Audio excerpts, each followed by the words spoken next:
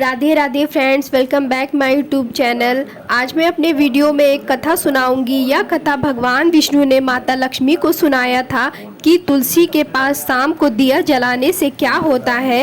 एक बार माता लक्ष्मी भगवान विष्णु से पूछती है कि हे स्वामी, तुलसी के पास दीपक जलाने से क्या होता है, इसका क्या महत्व है और रोज शाम को तुलसी के पास दीपक क्यों जलाया जाता है, इससे मनुष्य को कौन सा फल प्राप्त होता है, तुलसी के पास दीपक जलाने की विधि क्या है तथा दीपक जलाते समय कौन से मंत्र का उच्चारण करना चाहिए, कृपया आप मुझे विस्तार से बताइए।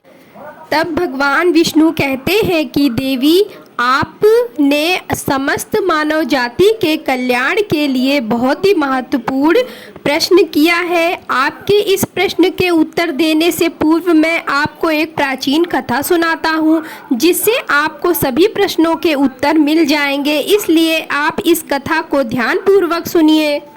इस कथा को ध्यान से पूरा सुनने मात्र से ही मनुष्य को 100 वर्षों तक तुलसी के पास दीपक जलाने का पुण्य प्राप्त होता है।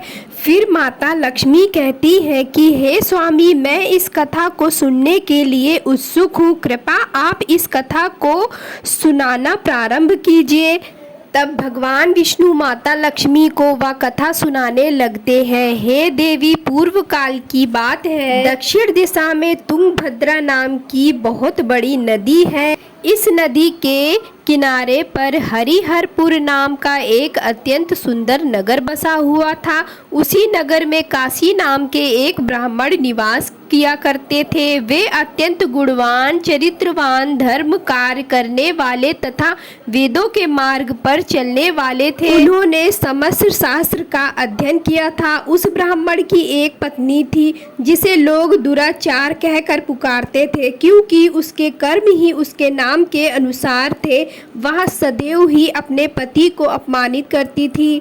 वह अपने पति के लिए कुवाच कहती थी, पति को भयंकर दुख देती थी, पति के लिए कभी भोजन ही नहीं बनाती थी। उसने अपने पति के साथ कभी शयन नहीं किया था, कभी उसके साथ प्रेम का व्यवहार नहीं किया था। पति के मित्र परिवार के लोग घर पर आते तो वह स्त्री उनको अपमानित करके भगा दिया करती थी और स्वयं काम भाव से उन्मुक्त होकर निरंतर अन्य व्यभिचारिणी स्त्रियों के साथ घूमा करती थी। उसका मन पति को छोड़कर पराये पुरुषों में लगा रहता था। उसने कभी अपने पति से प्रेम से बात नहीं किया, किंतु पराये पुरुषों के संग बैठकर बातें करती, पराये पुरुषों को मोहित करती थी और वो दुराचारी स्त्री सज धज कर गाँव में घूमने जाया करती थी।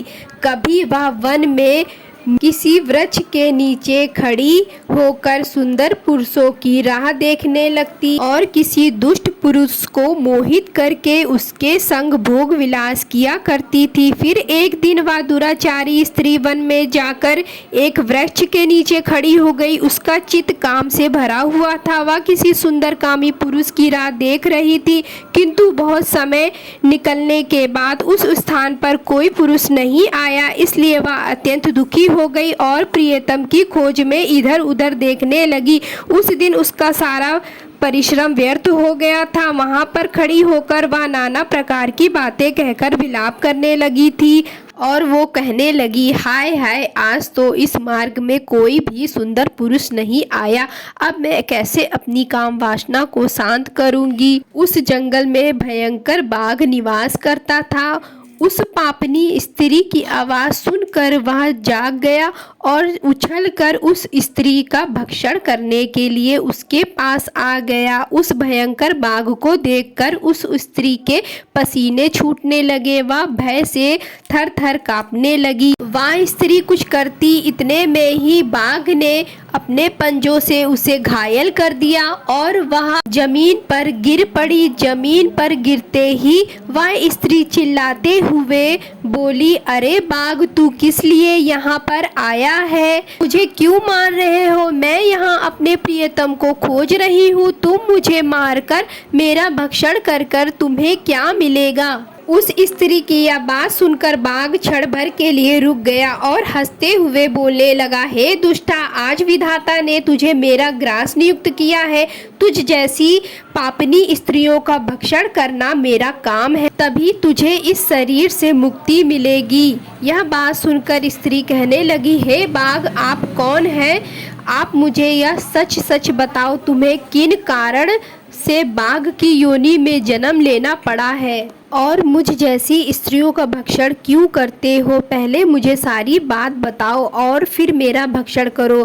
फिर बाघ कहने लगता है, हे पापनी, मैं तुझे मेरे पूर्व जन्म का वृतांत सुनाता हूँ, किस कारण मुझे बाघ की योनि प्राप्त हुई है। पूर्ण काल में दक्षिण देश में एक नदी थी। उस नदी के तट पर एक नगरी बसी हुई थी। उस नगरी में मैं निवास करता था।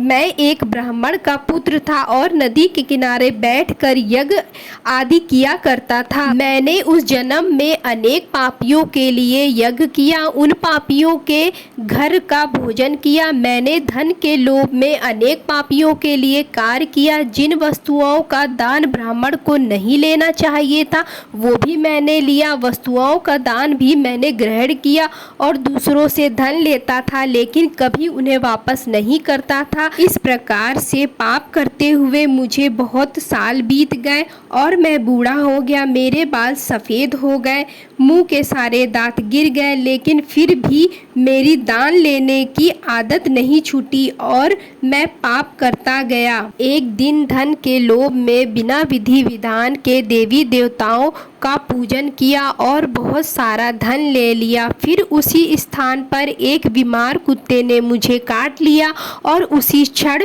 मेरी मृत्यु हो गई। फिर यम के दूत मुझे उस स्थान पर लेने आए और मुझे पकड़कर यमपुरी ले गए। वहाँ मेरे कर्मों का लेखा जोखा निकालने के लिए कहा गया। फिर चित्रगुप्त कहने लगे, हे धर्मराज, इस ब्राह्मण ने घोर पाप किए हैं।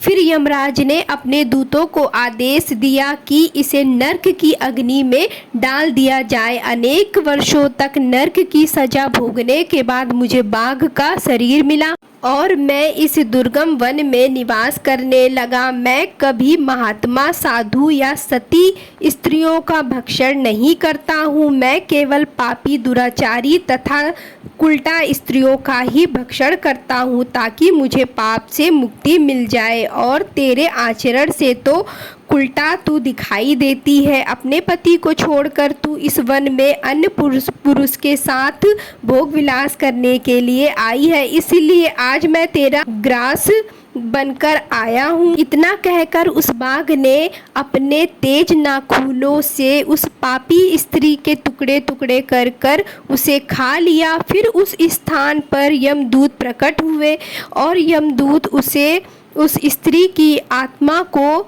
यमपुरी ले गए। चित्रगुप्त ने स्त्री का लेखा जोखा निकालते हुए यमराज से कहा, हे धर्मराज, यह स्त्री अत्यंत पापनी है। इसने घोर पाप किए हैं। अपने पति को भूलकर पराये पुरुषों के संग भोग विलास किया करती थी। यमराज ने उस स्त्री को अग्नि के भरे हुए कुंडों में डालने का आदेश दिया।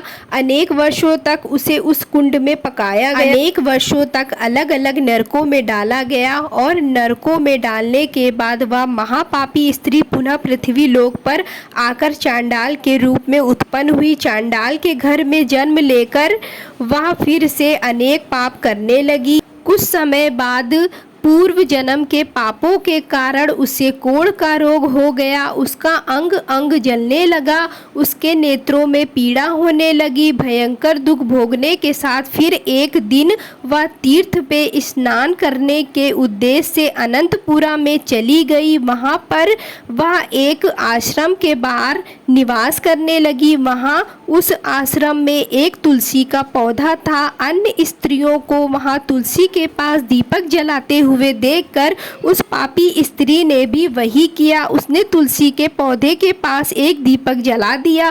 फिर उसी रात हृदय घात से उसकी मृत्यु हो गई और यमराज के दूत उसे ले जाने के लिए वहां प्रकट हो गए।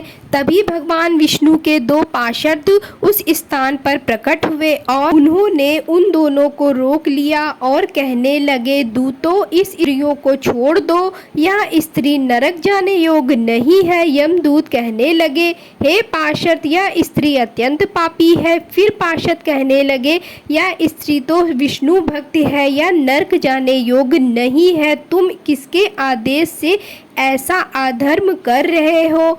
हम यमराज के आदेश से इस स्त्री को उठाकर ले जा रहे हैं, किंतु आप हमें किस कारण से रोक रहे हैं? यह स्त्री अत्यंत पापी है, इससे नरक ले जाने की आज्ञा मिली है। फिर पार्षद कहने लगे, हे यमदूतों, यह स्त्री तो विष्णु भक्त है, इसने शाम को तुलसी के पास दीपक जलाया है, यह नरक जाने योग्य नहीं है। इसी कारण से उसके समस्त पाप नष्ट हो गए हैं, इसलिए अब यह नरक जाने के योग बिल्कुल नहीं है, यह स्वर्ग जाने की अधिकारी बन चुकी है। फिर भगवान विष्णु के पार्षद उस स्त्री को दिव्य विमान में बिठाकर स्वर्ग लेकर चले गए। भगवान विष्णु कहते हैं कि देवी लक्ष्मी, इस प्रकार से तुलसी के पास केवल दीपक जलाने मात्र से ही मनुष्य के सभी पाप नष्ट हो जाते हैं। जो स्त्री नित्य शाम को तुलसी के पास दीपक जलाती है वह सौभाग्यवती बनती है, उसके पूर्व जन्मों के सभी पाप नष्ट हो जाते हैं, उसे सुख समृद्धि प्राप्ति होती है।